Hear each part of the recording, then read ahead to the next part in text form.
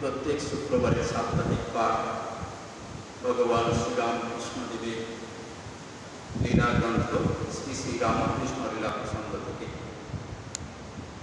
কেউই আসিল রে আমার পুকুরে, পুলকে নাচিয়া উঠে প্রাণ। ভাগবতে ভগবান শ্রীকৃষ্ণের জন্ম বৃত্তান্ত যে দশম স্কন্ধে বর্ণনা করা হয়েছে, সেখানে আমরা দেখি যে ভগবান যখন অবতীর্ণ হচ্ছেন, সেই কংসের অন্ধকার কারাগারে বসুদেব দেবকী পুত্র রূপে যখন আসবেন, তখন সব কিছুই যেন আনন্দে ভরপুর হয়ে উঠেছে। প্রকৃতি, আকাশ বাতাস, প্রাণীগণ সব কিছুই যেন একটা অনির্বচনীয় আনন্দে ভরে উঠেছে। আর সেই অন্ধকার কারাগার আলোয় আলো জ্যোতির্ময় হয়ে উঠেছে, এক অনির্বচনীয় জ্যোতিতে ভরে উঠেছে। তো ভগবান যখন আসেন এই পৃথিবীতে, তখন স্বয়ং ধরিত্রী মা নিজে ধন্যা হন। তাই তিনিও কৃতার্থা হয়ে ওঠেন যে ভগবান তার কোলেতে অবতীর্ণ করছেন। মা ধরিত্রীও তাই, আর ধরিত্রীতে ধরার আমি যারা আছেন, একেবারে অণু পরমাণু থেকে মানুষ পর্যন্ত, শুধু তাই নয়, দেবতারা অর্থাৎ আর ব্রহ্মস্তম পর্যন্ত প্রত্যেকে একটা, ওই যে বললাম, অনির্বচনীয় আনন্দ। সেই আনন্দে সকলের প্রাণ মন হৃদয় ভরে ওঠে। এই গানে সেটি বলা হলো, কেউই আসিল রে কামার পুকুরে। কামার পুকুর পশ্চিমবঙ্গের হুগলি জেলার একটি গ্রাম। সেই গ্রামেতে অবতীর্ণ হচ্ছেন এই যুগের যুগাবতার অবতার বরিষ্ঠ ভগবান শ্রীরামকৃষ্ণ। গদাধর বাল্যকালের নাম ছিল গদাধর। বাবা ক্ষুদিরাম আদর করে নাম রেখেছিলেন। কেন? গয়াতে তিনি স্বয়ং গদাধরের দর্শন পেয়েছিলেন। ভগবান বিষ্ণু শঙ্খচক্র গদা পদ্মধারী, সেই বিষ্ণুর দর্শন পেয়েছিলেন বলে, এবং তার কাছ থেকে তিনি জেনেছিলেন যে স্বয়ং ভগবান তার ঘরে তার সন্তান রূপে আসছেন। অতএব এই সন্তান স্বয়ং ভগবান, তার নাম রাখলেন গদাধর। ভাই রে গদাই ধরি দুটি পায়, আমার এও নাম তোমার লীলা। অপূর্ব এই গান, যে আমরা এই যুগে জন্মেছি, যে যুগে কিনা ভগবান অবতীর্ণ হয়েছে। আমরা ধন্য, আমরা কৃতার্থ। বহু বহু জন্মের পুণ্য ফলে, সুকৃতির ফলে আমরা এই যুগে জন্মগ্রহণ করতে পেরেছি, যে যুগে কিনা স্বয়ং ভগবান অবতীর্ণ হয়েছে। তাই তার কাছে এমন একটি আবেদন, এক কাতর আবেদন, ভাই রে গদাই, তাকে সেই ভগবান, তিনি পিতা, তিনি মাতা, তিনি বন্ধু, তিনি সখা, তিনি ভাই, তিনি দাদা, তাকে যে কোনো সম্বন্ধে তাকে তার সাথে সম্বন্ধ জুড়ে নেওয়া যায়। এখানে ভাই রূপে তাকে সম্বোধন করে বলা হচ্ছে, তোমার এই লীলা আমাকেও সাথে না। ভগবান তিনি সশরীরে থেকে, শ্রীরামকৃষ্ণদেব যখন সশরীরে ধরাধামে ছিলেন, তিনি তো লীলা করে গেছেন, কিন্তু তিনি যখন এই শরীর ছেড়ে লীন হয়েছেন, অর্থাৎ তিনি একটা সীমার মধ্যে ছিলেন, অসীম হয়েছেন। সেই অসীমেরও লীলা চলছে আজও, অনন্তকাল ধরে এই লীলা চলতে থাকে। কিন্তু আমাদের স্বামীজি সেইটিকে তিনি একটা সময়সীমা বেঁধে দিয়েছেন, 1500 বছর, 1500 বছর ধরে এই লীলা চলবে। আরও কত কিছু দেখা যাবে যে আমরা এর আগের দিন জনীয় সম্পাদক মহারাজের পাঠে ঠাকুর মায়ের কথা পাঠ করতে গিয়ে থাকবেন যে কত মানুষ আজও তাদের দর্শন পাচ্ছে, মা দেখা দিচ্ছেন, ঠাকুর দেখা দিচ্ছেন নানাভাবে। কারণ কত রকম অনেকে অনেক রকম কষ্ট থেকে, রোগ যন্ত্রণা থেকে তাদেরকে মুক্তি দিচ্ছেন। তো এই যে কৃপা, এই লীলা, এটিও লীলা। এই লীলা একটি হচ্ছে সাকার লীলা, আরেকটি নিরাকার লীলা। এই নিরাকার লীলায়ও আমাদের সঙ্গে নাম, এই হচ্ছে একটি তাপর প্রার্থনা। ধরি দুটি পায়ে বেড়া সেই ভগবান শ্রীরামকৃষ্ণদেবের প্রামাণিক জীবনী গ্রন্থ শ্রী শ্রী রামকৃষ্ণ লীলা প্রসঙ্গ শ্রীমৎ স্বামী শারদানন্দজি মহারাজ লিখেছেন। এই লীলা প্রসঙ্গ গ্রন্থটি শুধু ভগবানের লীলা নিয়ে নয়, তার লীলা অর্থাৎ জীবন কাহিনী সাথে সাথে শাস্ত্রের যে নির্যাস এবং স্বয়ং স্বামী শারদানন্দজির সাধক জীবনের যে নিজস্ব অনুভূতি, এ সব কিছু একটা অপূর্ব মিশ্রণ, একটা যেন সমষ্টি এই লীলা গ্রন্থে আমরা পাই। এর আগের দিন আমরা পাঠ করেছিলাম ভাব সমাধি দর্শন সম্বন্ধে কয়েকটি কথা। সেখানে আমরা দেখেছিলাম যে যুগে যুগে অবতার যারা আসেন, ভগবান যুগ প্রয়োজনে যেমন যেমন প্রয়োজন হয় তেমন তেমন নাম, রূপ এবং শক্তি নিয়ে তিনি অবতীর্ণ হন। কেন না? ধর্ম স্থাপনার্থায় আর পরিত্রাণায় সাধনাম আর বিনাশায় দুষ্কৃতা। সাধুদের পরিত্রাণ, দুষ্কৃতকারীদের বিনাশ এবং ধর্ম সংস্থাপন, এই তিনটি উদ্দেশ্য নিয়ে তিনি জগতে আসেন। সেটি তো অবতারের কথা কেন, কিন্তু অনেক মহাপুরুষ আসেন যারা জন্ম থেকে সিদ্ধ। এই তাদেরকে তিনটি ভাগে আমরা ভাগ করেছিলাম। শারদানন্দজি মহারাজ ভাগ করে দেখিয়েছেন যে আধিকারিক পুরুষ বা ঈশ্বর কোটি, আর জীবন মুক্ত পুরুষ, আর জীব কোটি, এই তিনটি ভাগ। সেটি আমরা আগের দিন দেখেছিলাম, পড়েছিলাম। এবং তার সাথে আরেকটি কথা পড়েছিলাম যে আমরা সমাধি ঠাকুরের শ্রী শ্রী রামকৃষ্ণ কথামৃত পড়তে গেলে আমরা দেখতে পাই যে বহু ঠাকুরের ভাব সমাধির কথা, ভাবে ঠাকুরের ভাব হয়েছে, তিনি ভাবস্থ হয়েছেন, ভাবে তিনি মুখের কোলে পা তুলে দিয়েছেন, ভাবে তিনি মুখকে স্পর্শ করে দিয়েছেন। এই যে ব্যাপারটা, এই ভাব এবং ভাব সমাধি, এই দুটি, একটি হলো নির্বিকল্প ভাব সমাধি, আর একটি হলো সবিকল্প ভাব সমাধি। এই নির্বিকল্প ভাব সমাধি আর সবিকল্প ভাব সমাধি, এই দুটি ভাগ দেখানো হয়েছে। স্বামী শারদানন্দজি সুন্দরভাবে বললেন নির্বিকল্প ভাব সমাধি বলতে আমরা কি বুঝি, সেটি সম্পর্কে তিনি যিনি বলেছিলেন যে যখন সাধক নিজেকে সেই পরব্রহ্ম, পরমেশ্বর, পরমাত্মার সঙ্গে নিজে অর্থাৎ এই জীবাত্মা একত্ব অনুভব করে, সেটা ক্ষণিকের জন্য হতে পারে, আবার অনেকটা সময়ের জন্য হতে পারে।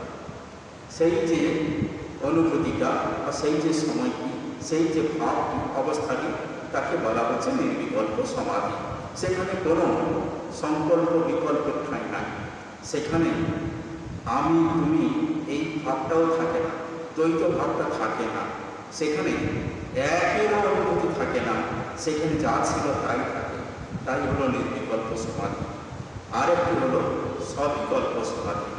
সবিকল্প সমাধি যেটি, সেটি হচ্ছে যে আমরা পাঁচটি ভাবের কথা বৈষ্ণব শাস্ত্রে পেয়ে থাকি, ভক্তিগ্রন্থে, ভক্তি শাস্ত্রে পেয়ে থাকি, যে শান্ত, দাস্য, বাৎসল্য, সখ্য এবং মধুর, এই পাঁচটি ভাব অবলম্বনে সাধক যে কোনো একটি ভাব, পাঁচটি মধুর ভাবটি হল শান্ত, দাস্য, বাৎসল্য এবং সখ্য, এই চারটি ভাবের সংমিশ্রণ।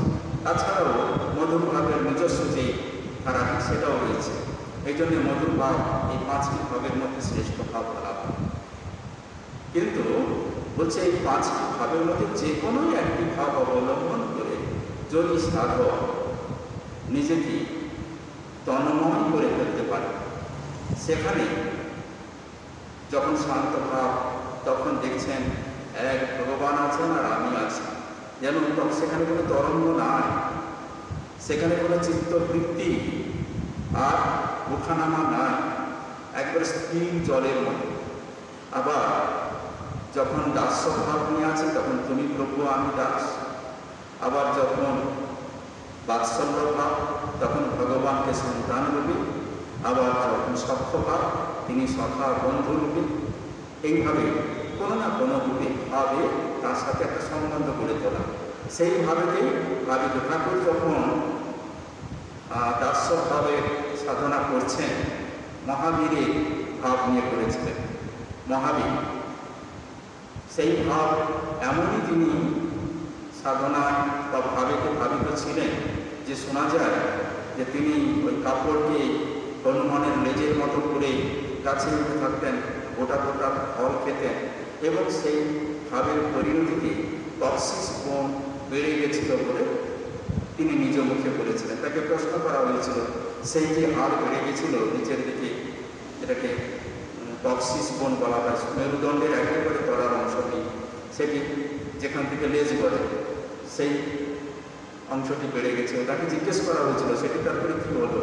ঠাকুর বলেছিলেন ক্রমে সেটি আবার ছোট হয়ে যায়। ভাবের প্রভাবে, ভাবের প্রাবল্যে এটি হয়েছে। এমনকি যখন তিনি শ্রী রাধারানীর ভাবেতে আছেন, তখনও এমনভাবে তার কথাবার্তা, চাল চলন এমন ছিল মধুর ভাব সাধনকালে। মায়েদের যে যে শারীরিক পরিবর্তনগুলি দেখা যায় সেগুলিও তার শরীরে দেখা যাচ্ছিল। এই সমস্ত ব্যাপার আছে। তো সেইগুলি তখন যে ভাব, সেই ভাবগুলি হচ্ছে সবিকল্প সমাধি। সেই ভাব সমাধিকে বলা হয় সবিকল্প সমাধি, এটি বলেছিলেন। এখন এই যে ভাব হয়, ভাব যখন হয়, মা নহবতে রয়েছেন, মা অনেক সময় গোলাপ মা, যোগিন মা এদের কাছে বলে থাকেন যে ঠাকুরের এত কিছু হচ্ছে, কত নাচ গান ভাব, এত আনন্দ হয়ে গেল। তখন তো ওই ছিল চাঁচড় দিয়ে ঘেরা ছিল, তার ফাঁক দিয়ে মা একটু একটু করে দেখতেন, কাছে তো যেতেন না। তারপরে আমার তো কিছু হয় না, এইসব মা বলতেন, যোগিন মা, গোলাপ মা এদের কাছে। একদিন দেখা যায় যে ওই নহবতী মা খিলখিলি করে হাসছেন, আবার হাসছেন, আবার চুপ হয়ে যাচ্ছে। এই তো ভাব। তখন ওদের মধ্যে একজন বলে দিলেন, মা এই যে তুমি যে বলেছিলে না তোমার নাকি ভাব হয় না, মা ভাব সম্বোধন করতে পারতেন। ঠাকুর যেমন ভাবে বিভোর হয়ে গিয়ে একবারে করলাম সবার সামনে প্রকাশ্যে তার ভাব প্রকাশ করে করত, তিনি নিজেকে সামলাতে পারতেন না। কিন্তু মা প্রচণ্ড ভাব সম্বরণ করার ক্ষমতার অধিকারী ছিলেন। কখনো কখনো বলে ফেলছেন যে বাবা বাবার সাথে কাজ করে আর পারি না, কি বললে মা, কি বললে মা, কই কিছু না, এইরকম অবস্থা। তিনি কখনো কখনো বলে ফেলছেন নিজের সব সম্পর্কে, কিন্তু আবার সেই আমাদের মা, আমাদের নিজের মায়ের মতো হয়ে আবার আমাদের সঙ্গে তিনি স্বাভাবিক হয়ে যাচ্ছেন, যাতে করে তার থেকে আমাদেরকে দূরে সরে যেতে না হয়। কারণ তার স্বরূপ যদি দেখা যায়, একেও তো দেখেছেন, কখনো পায়ে তেল মালিশ করতে গিয়ে কেউ দেখেছেন, কখনো কেউ মুখে ওষুধ দিতে গিয়ে বিশ্ব ব্রহ্মাণ্ড দেখতে পাচ্ছেন। এসব তো আমরা পড়ি, দেখেছি। তো এসব দেখে ভয় পেয়ে যায়। সেই ভয় পাওয়া থেকে যাতে রক্ষা পাই আমরা, তার জন্য মা আমাদের মতন করে স্বাভাবিক হয়ে থাকছে। তো সেই যে ভাব সমাধি যখন হচ্ছে তখন আধ্যাত্মিকতার এমন একটা প্রাবল্য আছে, শরীর এবং মনের মধ্যে তার বিকার দেখা যায়। শরীর এবং মনের মধ্যে বিকার দেখা যায়। যারা একটু স্বল্প আধারে তারা একটু বেশি তাদের মধ্যে বিকারগুলো দেখা যায়। হয়তো শরীর বেঁকে যাচ্ছে, কিংবা একেবারে মুচুড়ে দুমড়ে যাচ্ছে, কিংবা মূর্ছিত হয়ে পড়ছে, এইসব দেখা যায়। মানসিক বিকার অনেক সময় ভাবে পাগল হয়ে গেছে, এইসব দেখা যায়। কিন্তু যারা গভীর, যাদের আঘাত বিরাট, তাদের মধ্যে এই ভাব সমাধি হলেও তাদের মধ্যে অত বেশি শারীরিক পরিবর্তন দেখা যায় না। এর আগে বলা হয়েছিল যে অনেকে মনে করে থাকেন যে এই যে ভাব সমাধি হয়েছে, আমরা গ্রামের দিকে এরকম দেখা যায় কি ভর হয়েছে, মা শীতলার ভর হয়েছে, কিংবা কেউ বলে অমুক দেবতার ভর হয়েছে। তার জন্যে সে একবারে আচার খেয়ে একবারে হা হা চিৎকার চেঁচামেচি করে বিশাল একটা কাণ্ড বানিয়ে দিচ্ছে। এইসব আমরা দেখতাম। তো এইগুলি বলে নাকি তাকে আধ্যাত্মিক বা আধ্যাত্মিকতা সম্পন্ন ব্যক্তি বা মহিলা বলে বলা হয়, অনেকেই ধারণা করে। স্বামী শারদানন্দজি বলছেন যে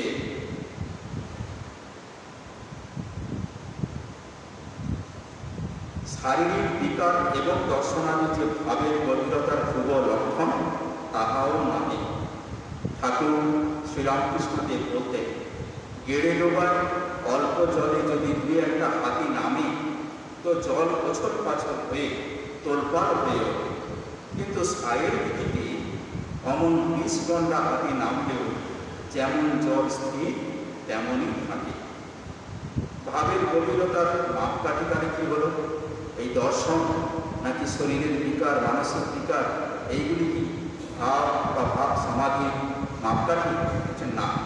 তাহলে কি না, এর একমাত্র মাপকাঠি অনেকেরই হতে পারে, অনেক রকম অলৌকিক দর্শন, দেবদেবীর দর্শন হতে পারে, কিংবা শারীরিক মানসিক বিকৃতিও দেখা যেতেই পারে, কিন্তু সেগুলি তার ভাবের গভীরতার নির্ণায়ক নয়। তাহলে কীভাবে নির্ণয় করা যাবে যে তিনি আধ্যাত্মিকভাবে উচ্চ ক্ষমতা সম্পন্ন কিংবা উচ্চ ভাব সম্পন্ন, কীভাবে মনে করা যাবে, কীভাবে বিচার করা যাবে? স্বামী শারদানন্দজি বলছেন,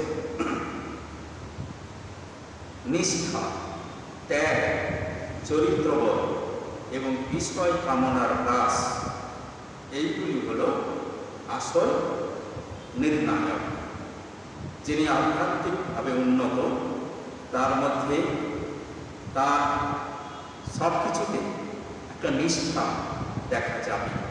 যে নিষ্ঠা মানে যেটা করছে সেটা একদম মন প্রাণ উজাড়। আবার ত্যাগ অর্থাৎ কখনো যা আছে সেটি তো দিয়ে দেবে এবং নতুন করে কিছু পাওয়ারও আকাঙ্ক্ষা থাকবে না, তাই হলো ত্যাগ। আর চরিত্রবোধ, সৎ চরিত্রবান হতে হবে। বিষয় কামনার হ্রাস। বিষয় কামনা, বিষয় মানে এই জাগতিক বিষয়, ভোগ্য বিষয়, ইন্দ্রিয় ভোগ্য বিষয়। যে ইন্দ্রিয় ভোগ্য বিষয় প্রত্যেকেরই কম বেশি বাসনা থাকে, এটা একটু হলে ভালো হয়, ওটা একটু পেলে ভালো হয়। এই বাসনাগুলো একটা সময় কতখানি ছিল আমার আগে থেকে আছে, কিন্তু যেহেতু আমি আধ্যাত্মিক পথের পথিক, আমি সাধন ভজন করছি, আমার সাধন ভজন করে কতখানি উন্নতি হলো আমি যদি নিজেকে যাচাই করতে চাই, তাহলে লক্ষ্য করতে হবে আমার বাসনা হ্রাস কতটা হয়েছে। সম্পূর্ণ বাসনামুক্ত হওয়ার অনেক দূরের কথা, অন্তত যা ছিল তার থেকে কিছুটা কমেছে কিনা নিজেকে বিচার করে দেখতে হবে। সেটি যদি হয় তাহলে বুঝতে হবে যে হ্যাঁ, আমি ঠিক পথে চলেছি। তা না হলে বাসনা এমন একটি জিনিস, যে বাসনাকে বলা হচ্ছে আগুনে ঘি ঢালার মতো। আগুন যখন জ্বলতে থাকে তাতে যদি ঘি ঢালা হয়, সেই আগুনের লেলিহান শিখা যেমন আরও দাও দাও করে জ্বলতে থাকে, ঠিক তেমনি বাসনা এমন একটা বাসনা পূরণ করতে গেলে সেই আরেকটি বাসনা, আরেকটি বাসনা, আরেকটি বাসনা, আরেকটি বাসনা, ক্রমে ক্রমে বাসনার আর শেষ হয় না। এই বাসনার জালে জড়িয়ে পড়তে হয় এবং সেটা ক্রমে বিনাশ করে। বিনাশ মানে আবার সেই জন্ম মরণ বিষম ব্যাধি, সেই ভোগ করতে আমাকে বারবার ফিরে আসতে হবে, আবার যেতে হবে। মা তাই তো বললেন যে বাবা, ভগবানের কাছে যদি প্রার্থনা করতে হয় নির্বাসনা প্রার্থনা কর। নির্বাসনা এইটি হচ্ছে মূল, গীতাতে সেইটা বলছে।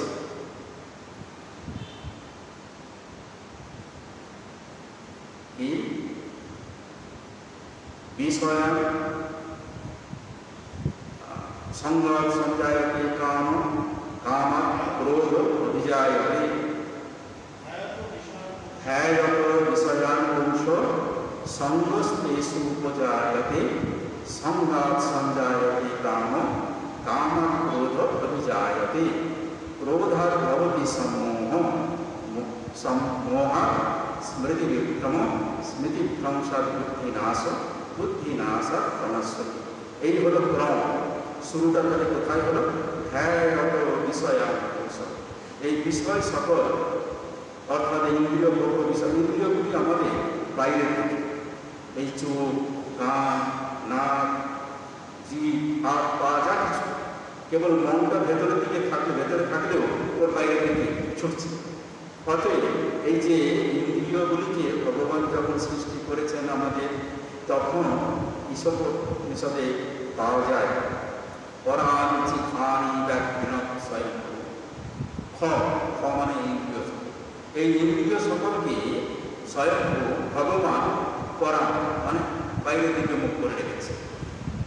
বাইরের দিকে এই যে মাইকের হর্নগুলো টানানো থাকে রাস্তায়, দেখি বাইরের দিকে হর্নগুলো দেওয়া আছে, ঠিক সেরকম বাইরের বস্তু সকল সেগুলো থেকে তাদের প্রতি আসক্তি হওয়া, সেগুলিকে দেখা, শোনা, বাইরের শব্দ শোনা, বাইরের দৃশ্য দেখা, বাইরের বস্তুর স্বাদ গ্রহণ করা, আবার বাইরের বস্তুর স্পর্শ অনুভব করা, যা কিছু সবই বাইরে। তাই এইগুলি সকলে এই ইন্দ্রিয় সকলকে সংযত করে, উপরম করে, এই বিষয় সকল থেকে সেগুলিকে উল্টো দিকে ঠাকুরের কথা মোড় ফিরিয়ে দেওয়া, অন্তর্মুখী দেওয়া। অন্তর্মুখী করলে তো হবে না, তাকে একটা অবলম্বন দিতে হবে, যেটিকে সে আঁকড়ে ধরে থাকবে। এরা তো কিছু না নিয়ে থাকতে পারবে না, কি নিয়ে থাকবে? সেই হলো ভগবান, তিনি হলেন ভগবান। আবার যারা অদ্বৈত ভাবনা করেন তারা বলেন আত্মা, নিজের ভেতরে যিনি আছেন তিনি, এই আত্মায় যিনি, তিনিই ভগবান। তার দিকে এটিকে ফিরে দিতে হবে। একেই বলা হচ্ছে বৈরাগ্য। বৈরাগ্যটা কি না? ভগবানের অনুরক্তি আর বিষয়ে বিরক্তি।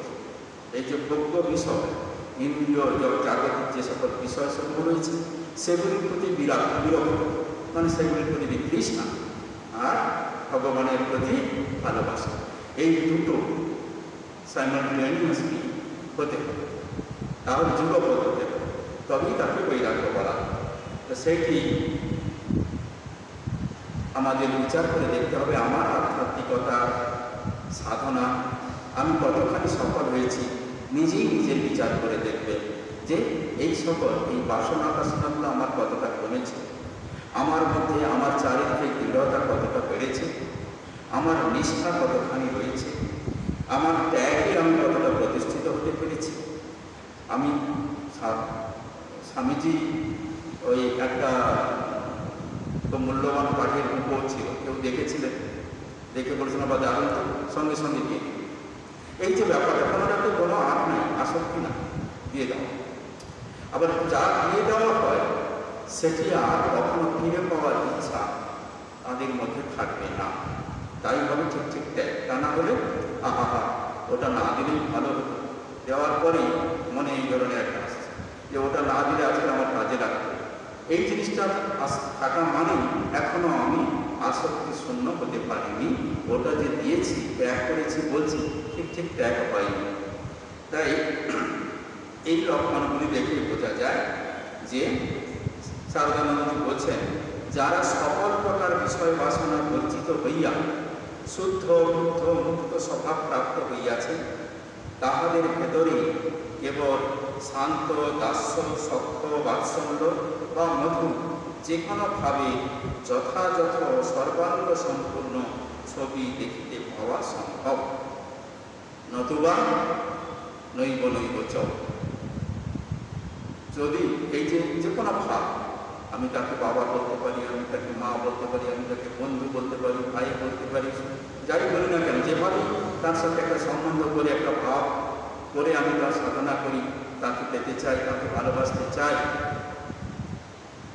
কিন্তু সেটি তখনই হবে যখন একেবারে সম্পূর্ণ বিষয় বাসনা বঞ্চিত হতে পারব। তাহলে একটা বুড়ি, একটাই মাত্র গরু ছিল, গাভী, দুধ দিত, আর কিছু নাই তার, ওই গাভীটুকু সম্ভব। ভগবান ছদ্মবেশে নারদকে সঙ্গে নিয়ে ছদ্মবেশে বেরিয়েছেন, নারদকে দেখাবেন জগতের রূপ কীরকম, চলো মর্তে দেখে আসি, তুমি দেখবে কেমন, ভক্তরা কেমন, আর যারা বিষয়ভোগী তারা কেমন। তা দেখতে দেখতে এরকম একজনের বাড়িতে গেছিল, এক গ্লাস জল চেয়েছিল, খুব বড় বাড়ি, শুধু দরজাটা খুলে বললে তোমাদের জন্য এখানে জলের কোনো ব্যবস্থা নেই বলে আবার দরজাটা বন্ধ করে দিল। তখন ঠাকুর ভগবান তাকে আশীর্বাদ করে দিলেন যে তুমি ধনের পুত্রী, তোমার করে উঠো, করে আশীর্বাদ করে দিয়ে চলে গেলেন। আবার বুড়ি একটা কুঁড়ে ঘরে থাকে, সেখানে গিয়ে জলের কথা যেই বলেছে, বুড়ি তখন বলছেন, বাবা এত রোদ্দুরে এসেছো, এত রোদ্দুরে এসেছো, আর শুধু জল খাবে, একটু এসে বসো বসো। বাড়িতে কুঁড়ে ঘর, ছেঁড়া মাদু, তাই পেতে দিল ভগবান খুব যত্ন করে, আন্তরিক অন্তরের ভালোবাসা শ্রদ্ধা কতখানি সেটা ভগবান দেখছেন, বুড়ির মধ্যে তাই আছে। বুড়ি সেই রকম তার যা আছে তাই ছেঁড়া মাদুর পেতে দিয়ে ভগবানকে বসালেন। তিনি তো ভগবান বলে জানেন না, তিনি জানেন বৃদ্ধ ব্রাহ্মণ, সঙ্গে একজন তার সাহায্যকারী আছে, নারদ বেটা, তো দুজনকে বসিয়েছেন।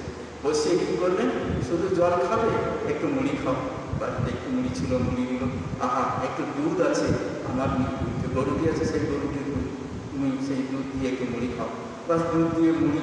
ভগবান আর নারদ বেশ ভক্তি, যোমে ভক্ত্যা প্রযচ্ছতি পত্রম পুষ্পম ফলম তোয়ম, পাতা ফুল জল যাই দাও না কেন, ভগবান কি দিচ্ছ সেটা কিন্তু দেখেন না, ভগবান দেখেন অন্তর, তুমি কতটা ভক্তি সহকারে সেটি দিচ্ছ সেটাই দেখেন। তাই বলছেন পত্রম পুষ্পম ফলম তোয়ম যোমে ভক্ত্যা প্রযচ্ছতি, যিনি ভক্তি সহকারে আমাকে ফল ফুল জল পাতা যাই দিক না কেন সে দেবে, তাই আমি গ্রহণ করে থাকি। ভগবান সেটি খেলেন, খেয়ে সন্তুষ্ট হয়ে এবারে জল খেয়ে এবারে বসছেন, বলছে এবারে একটা আসি, বেরিয়ে বললেন নাকি, বললেন তোমার যে গরুটি আছে ওই গরুটিও মরে যান। নারদ তো ভগবানের এই যে ব্যাপার স্যাপারগুলো বোঝা তো সহজ নয়, তাই নারদ জিজ্ঞেস করছেন, প্রভু এ আপনার কি বিচার, কেন যে লোকটা এক গ্লাস জল দেওয়াতে দূরের কথা, মুখের উপর দরজাটা বন্ধ করে দিল, তাকে আপনি বললেন ধনে পুত্রে ভরে উঠুক, আশীর্বাদ করে দিলেন, আর যিনি কিনা তার সবেমাত্র একটাই মাত্র গরু, আর তার বাড়িতে কিছু না থাকা সত্ত্বেও আপনাকে এত যত্ন করে খাওয়ালো, যে যা ছিল তাই নিয়ে, তারপরে জল দুধ মুড়ি এই সমস্ত দিল, আর আপনি সন্তুষ্ট হয়ে খেলেনও, খেয়ে উঠে সেটাকে এইরকম একটা বললেন তো বললেও মরে যাবে। আচ্ছা নারদ, এই তো হচ্ছে ব্যাপার, এই হলো মায়া। জগতে যে বিষয়ী লোক যারা, তারা ভগবানের পুজো আর্চা করে, কিন্তু একেবারে বাসনায় ভর্তি, আমার এই দাও ওই দাও সেই দাও করে পুজো করবে, জড়া মাথা বলি দেবে, সব কিছু করবে, কিন্তু এইটা চাই ওটা চাই, যে যথা মাম প্রপদ্যন্তে তাং তথৈব ভজাম্যহম, যে আমাকে যেমনভাবে পুজো করবে, ভজনা করবে, তাকে আমি তেমনভাবে কৃপা করে থাকি। ও তো বিষয় লোক, ও বিষয়কে ভালোবাসে, আমাকে ভালোবাসে না। অতএব বিষয় দিয়ে তাকে আরো আষ্টপৃষ্টে জড়িয়ে দিতাম, যাতে ওখান থেকেও বেরোতে না পারে, কত জন্ম লাগবে। আর এই উনি তার এই যে অতিথি নারায়ণ সেবা, নারায়ণকে আমি যে সেবাটি করছে, ও তো আমারই সেবা করছে, আমাকেই ভক্তি করছে, আমাকেই ভালোবাসছে। কিন্তু ওই গরুটুকুর জন্যে ওইটুকু ওইদিকে ও টান রয়েছে, সেই টানটাও কেটে দিলাম, যাতে করে সে সম্পূর্ণরূপে আমাকে ভালোবাসতে পারে, আমার যে শরণাগত হতে পারে। প্রভু ধন্য তুমি, ধন্য তোমার লীলা, নারদ বলছে, বোঝা বড় ভাব। তো এই হচ্ছে ব্যাপার, ভগবান অন্তর দেখে। অতএব শুদ্ধ বুদ্ধ মুক্ত স্বভাব প্রাপ্ত হওয়া যায় তখনই, যখনই নির্বাসনা পাওয়া যায়, তা না হলে সম্ভব নয়। এ কথা স্বামী শারদানন্দজি বললেন। কাম কাঞ্চন বাসনা বিজড়িত যারা, তারা কখনো এইভাবে ভাবিত হয়ে সমাধিস্থ হবেন, এটা ভাবা বা কল্পনা করা অত্যন্ত দূরের কথা। ভগবান শ্রীরামকৃষ্ণদেবের এই যে লীলাগ্রন্থ, এখানে শাস্ত্রের কথা এইভাবে বিচার করে শ্রী শ্রী ঠাকুর শ্রীরামকৃষ্ণদেবের জীবনের সাথে তুলনামূলক যে আলোচনা করেছেন, একটু ফিলোসফিক্যাল ডিসকাশন, তাহলেও আমাদের এই জিনিসটা বুঝতে হবে যে সত্যি আমরা ভক্ত, আমরা ভগবানকে ভালোবাসছি ঠিকই, কিন্তু ভালোবাসাটা আমাদের কতখানি নির্বাসনা, মানে বাসনা শূন্য বাসনা, সেটা আমাদের বিচার করে দেখতে হবে। সত্যি কি আমি কোনো কিছুর বিনিময়ে তাকে ভালোবাসছি, না কোনো কিছু না চেয়ে শুধু ভালোবাসার জন্য ভালোবাসছি, এই বিচার করে দেখতে হবে। শ্রী শ্রী ঠাকুর মা স্বামীজির কাছে তাদের শ্রীচরণের প্রার্থনা, আমাদের মধ্যে সেই শ্রদ্ধা ভক্তি দিন, শ্রদ্ধা ভক্তি দিন, শ্রদ্ধা দিন, তাঁদের স্মরণে আমাদের সদা মতি যেন অটুট থাকে, প্রার্থনা রেখে আজকে পাঠ শেষ করছি।